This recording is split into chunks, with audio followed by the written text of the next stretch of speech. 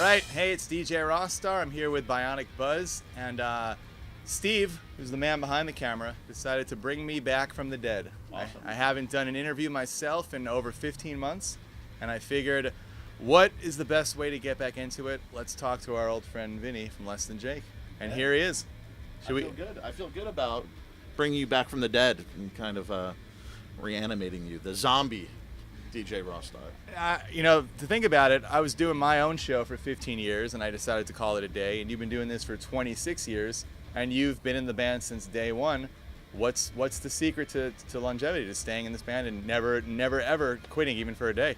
You know what? It's for Less Than Jake. It's gone through that sort of band phase where you're trying to figure it out, and then you figure it out phase, and some success phase, and then some rocky times phase, and then most bands would go, okay, the rocky times, we're done. And for Less Than Jake, we got through that, and now it's we're communicating, and we're like brothers, and we're like family phase, which is, you know, I don't know how, and unless someone came in and dropped the biggest bombshell possible in Less Than Jake, I don't think any one of us would be shaken at all with some minor news about it, because it's family. I couldn't imagine my life without the Less Than Jake brothers that I have, and the fans even as well, and that vibe. So to answer your question sort of like succinctly, it's the chemistry of the 5 people times the people that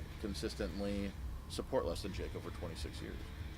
And if I'm correct, I think you've only had maybe 3 other members in that whole time span, right? Maybe a couple of more. Let's go through it. We had. You can name everybody. Let's go. All right. We had Jessica, who early on played alto sax, and then she left. And then we had Darren come in, and he played baritone sax. Okay. He left. We had Pete Anna playing trombone. Pete Anna, by the way, slapstick fame. Mm-hmm. Right, so, and that's great. He left. Let me see. Pete, Jessica, Darren. That's it. That's the 3 on Wikipedia. That's it. 3. And it's been the core band. Me, Buddy, Chris, Raj for 26 years. It's been with JR for 18 years. No, 19 years. Wow. So that's great. That's a fairly steady lineup of people. They're my brothers, man, and music's, when you're playing music, it's supposed to be that. It's supposed to be this chemistry that happens, and this sort of vibe that kind of encompasses what you do, and we've been blessed enough to have that, which is awesome. So you are here today playing, well, it's a ska festival. 311, not as ska, but I think I get it. After 26 years of playing this kind of music, what do you actually listen to now when you're alone? I mean, are you still a ska fan, or do you like everything at this point? Everything. I mean, because that's, you know that, and you start to kind of realize that once you sort of jump. What brought you in, punk rock music brought me into music. And I still love punk rock music, but as you go along, you start to kind of shed the genre and kind of go back and forth. So, of course, I like some ska punk music. It takes me a lot more to get excited about the genre. The same thing as pop punk music, you know, where it takes me a little bit to kind of feel it and kind of get into it and kind of embrace it a little bit.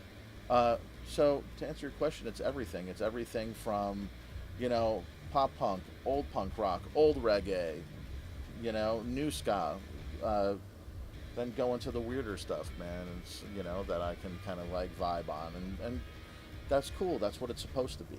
It's supposed to be in this sort of eclectic influence and this eclectic mix. You're supposed to funnel it through your filter, and there you have it. So what are you really excited about right now? Is there one album or one band you're listening to? Let's stick with the genre at hand, right? Ska punk music. There's a band in the UK that just released a record called Call Me Malcolm. Okay. And they're very young and very unknown, but it's very, very good. It made me excited to listen to it. It made me excited about the genre because it was very clean, but very like kind of techie at the same time, and just very talented individuals, and stoked to come across it. It was a cold email to me and said, hey, I am a manager for this band. You want to listen to the record? That's cool. Listen to it over coffee, I went, wow, this is great, and emailed them and said, I love the record. The Skints, not only friends of ours, but they're a great reggae band from the UK, and they make amazing music, amazing humans. If you haven't heard the Skints, you should check it out. And how do you spell that? Skints. Okay. Now, for the younger audience who may not know, a long time ago you were responsible for signing many acts as well. Are you still involved at all with any sort of scouting or managing, or are you just playing drums now? I put out some records through Paper and Plastic, but it wasn't a business. There's the difference, right? So early on when I started to sign some bands, I was embracing what the music business is, right? And you're sort of, taking a band under your wing and sort of trying to guide them in the direction that you think, not necessarily that they thought, right? Yeah. So I lost my taste for that particular thing. The desire is gone. The desire to be part of the music business is evaporated. Yeah. The desire to help younger bands is still there and raging. You'd rather take them on the road, maybe, or something like that. I'd rather just give advice, man. Like, at a certain point, 26 years in of playing music, you have at least some sage advice for younger bands. And Less Than Jake, we made some mistakes, and other things that could have been a mistake, we kind of got out unscathed, which is kind of crazy, and we were lucky in that. But 26 years in, I'd rather sit down and talk with the band and go, this is what I think, just as someone who's not part of what you're doing or the creative process. Here's what I think, and I like doing that better than battling with budgets and line items for marketing plans and things like that. So you think from here on till the end you will release music by yourself for Less Than Jake? No, not really. I think that we See the Light. Our last full length was on Fat. Okay. The EP was on Pure Noise. So you'll still do it, just not at a bigger level. It's hard for me with Less Than Jake to release records. It's a hard thing because you're dealing with 5 individual ideas about what a legacy band should be doing. Yeah. Right. And that's not what I would like to do. So it's easier for another label to sort of take the reins on that, and again, they're a separate force amongst the 5, yeah. Right? And it's better that way, So that's good. So, but we have released our own music before, and we have put out a bunch of back catalog and things like that on Sleep It Off, which is a Less Than Jake distributed label, right? And I enjoyed doing that, but I didn't enjoy trying to be in the band and be creative, as well as try to help market the record and help manage the band and help do that. So for me, I like to keep Less Than Jake releasing music separate than what I do.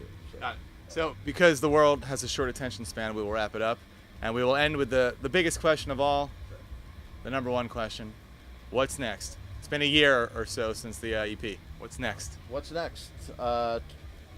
Week and a half more of this tour in the United States, 2 weeks off, 2 weeks in South America, a week off, a month in Europe and the UK, playing festivals and doing some club shows. Come back for 2 weeks off, 4 weeks of the last Warped Tour. And any new music during that whole time frame? No.